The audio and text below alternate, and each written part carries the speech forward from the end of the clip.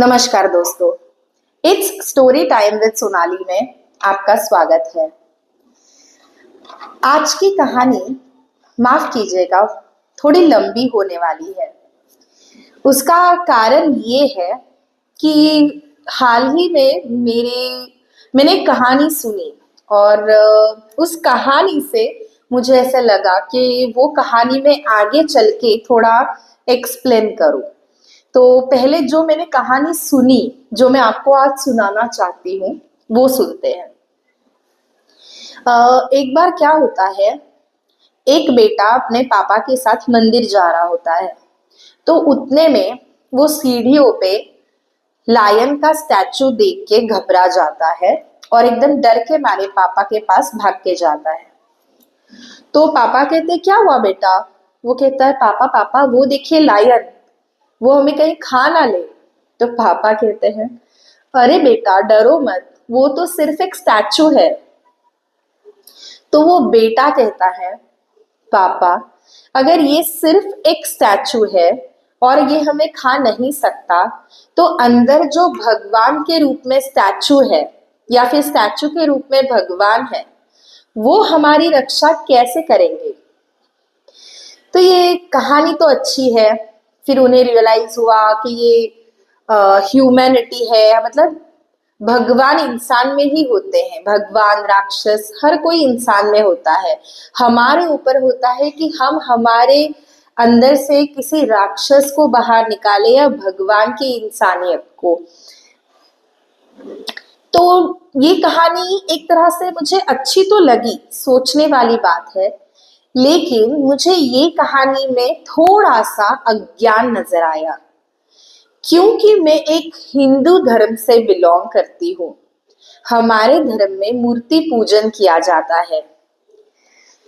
तो बहुत सारे लोगों को जो शायद हिंदू धर्म के नहीं है या फिर वो हिंदू धर्म के होने के बावजूद कभी कभार लेस ऑफ नॉलेज या फिर उनके पास कोई ऐसे सोर्सेस नहीं होते जहां से उन्हें सही ज्ञान प्राप्त हो सके, इसकी वजह से हमेशा उन्हें ऐसा लगता है कि ऐसे कैसे आप लोग मूर्ति का पूजन करते हो, मूर्ति में कैसे भगवान बसते हैं। और फिर जिस भगवान, फॉर एग्जाम्पल अगर गणपति का त्योहार है तो आप उसी मूर्ति को पूजते हो और फिर उसी मूर्ति का विसर्जन कर देते हो पानी में। तो सब लोगों, मतलब मुझे बहुत सारे मेरे फ्रेंड्स या ऐसे लोगों से मैंने जिंदगी में ये सवाल सुने हैं। तो जहां तक कि मेरा नॉलेज है, मैं आप सभी से शेयर करना चाहती हूँ। अगर आप में से किसी को भी ये सवाल है तो ये बहुत अच्छी बात है। वैज्ञानिक दृष्टिकोण होना चाहिए। हमें अगर 100 सवाल होंगे, हम अगर हर चीज पे सवाल उठाएंगे ना, तभी जाके हमारे ज्ञान में बढ़ोतरी होगी। तो ये सवाल अच्छा है, तो मैं आपको ये एक्सप्लेन करती हूँ। शायद उसके उस पापा को वो समझा नहीं पाए, लेकिन आइंदा से ऐसा ना हो पाए, इसलिए मैं आज ये खुलासा करती हूँ।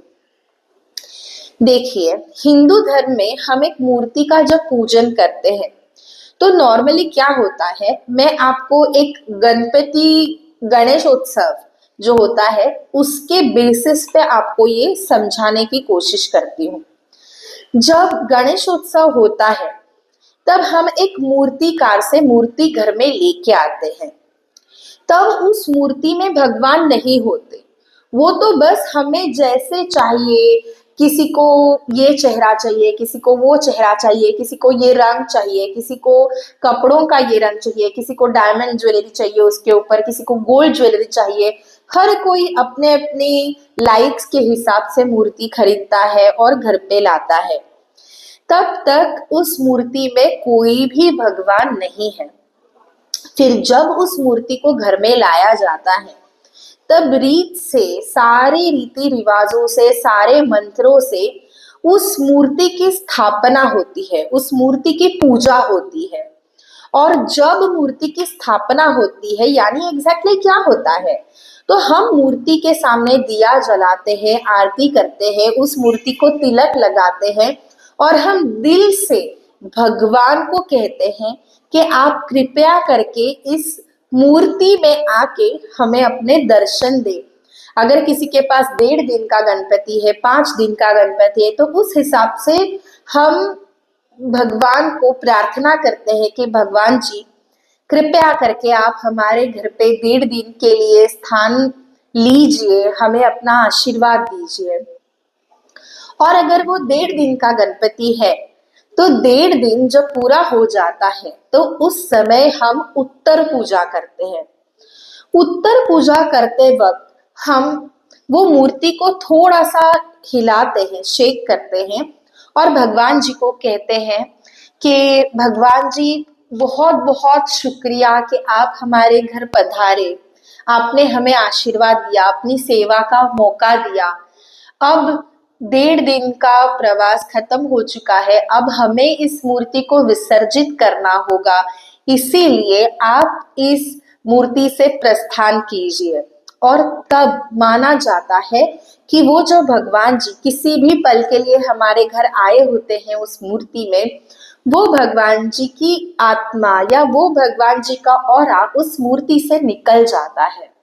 और उसके बाद ही जब वो फिर से एक मूर्ति बन जाती है, हम उस मूर्ति का विसर्जन करते हैं।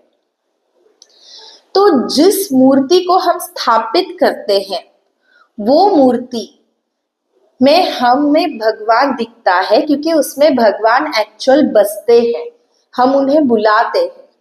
और जो बाहर उस छोटे से बच्चे को जो बाहर लायन की मूर्ति दिखी थी ना, उसे हमने पूजा नहीं था, उसमें लायन को हमने बुलाया नहीं था, इसलिए उसमें लायन नहीं था तो वो हमें नहीं खाएगा। लेकिन उस अंदर बैठे हुए पत्थर की पूजा हमें करनी चाहिए, क्योंकि हमने उसे पूजा करके स्थापित किया है, उसमें भगवान का वास है।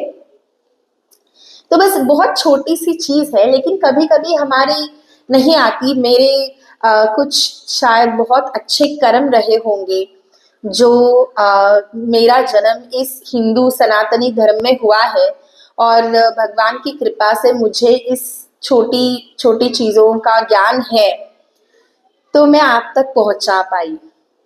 तो बस यही है आज का तात्पर्य कि मैं ये तो नहीं कहूंगी कि किसी किसी को ऐसा सवाल आना गलत है, सवाल बिल्कुल उठने चाहिए। अगर सवाल उठते हैं तो वहीं पे ज्ञान की शुरुआत होती है, लेकिन उसमें ही साथ साथ हमें ये समझना चाहिए कि हमें किसी भी चीज को बिना जाने नाम नहीं रखने चाहिए कि क्या पागल लोग हैं पत्थर की पूजा करते हैं, क्या पागल लोग हैं इस पत्थर पे दूध चढ़ा के क्या होने वाला है, क्या पागल लोग हैं इस पे फूल बरसा के क्या होने वाला है, इसे फल दे के क्या होने वाला है। ऐसा नहीं है दोस्तों, हर एक धर्म की अपनी अपनी मान्यताएं हैं, इंसान का अपना अपना एक विश्वास है।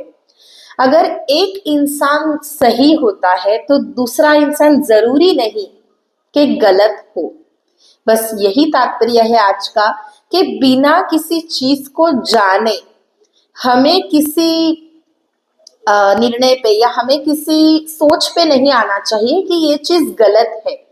हम अगर वैज्ञानिक दृष्टिकोण से उस पर सवाल उठाए तो शायद हमारा ज्ञान जरूर बढ़ेगा, लेकिन कम से कम दूसरों की निंदा करके हम अज्ञानी तो नहीं महसूस करेंगे। सोचिएगा इसके बारे में। Thank you.